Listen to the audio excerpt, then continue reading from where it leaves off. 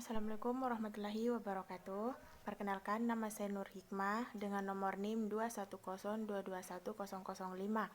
Di sini saya akan membacakan sedikit materi mengenai konflik sosial. Baik, pertama-tama di sini saya akan menjelaskan pengertian dari konflik sosial.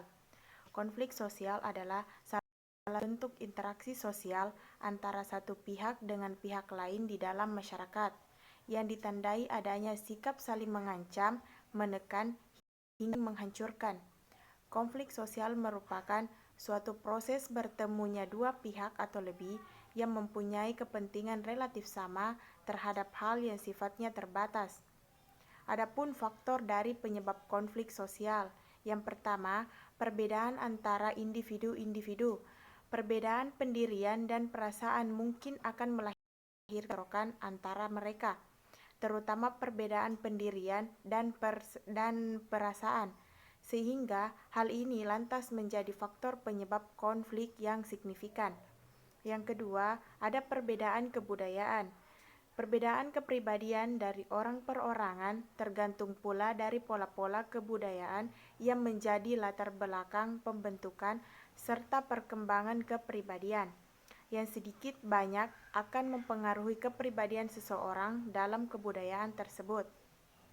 Yang ketiga, perbedaan kepentingan.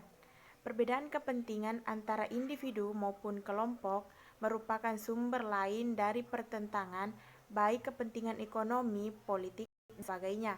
Yang keempat, ada perubahan sosial.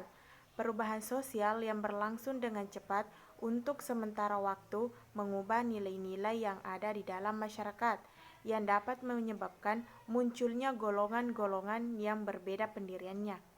Adapun jenis-jenis konflik, ada konflik individu, yakni konflik yang terjadi antara individu dengan individu atau dengan kelompok masyarakat. Yang kedua, ada konflik rasial, yaitu konflik yang terjadi dua ras atau lebih yang berbeda. Selanjutnya, ada konflik agama, yakni konflik yang terjadi antara kelompok-kelompok yang memiliki agama dan keyakinan yang berbeda. Yang selanjutnya ada konflik antara kelas sosial, yakni konflik antara kelas atau kelompok masyarakat yang berbeda. Yang selanjutnya ada konflik politik, yakni konflik yang terjadi karena adanya perbedaan pandangan di dalam kehidupan politik. Selanjutnya ada konflik sosial, yakni konflik yang terjadi di dalam kehidupan sosial masyarakat. Yang ketujuh, ada konflik internasional, yakni konflik yang terjadi antar negara di dunia secara global. Adapun dampak dari konflik, yang pertama ada dampak negatif. Dampak negatif pertama itu merusak integrasi sosial masyarakat. Yang kedua, menyebabkan trauma secara sosial dan psikologis. Yang ketiga, menimbulkan kerusakan harta benda dalam masyarakat.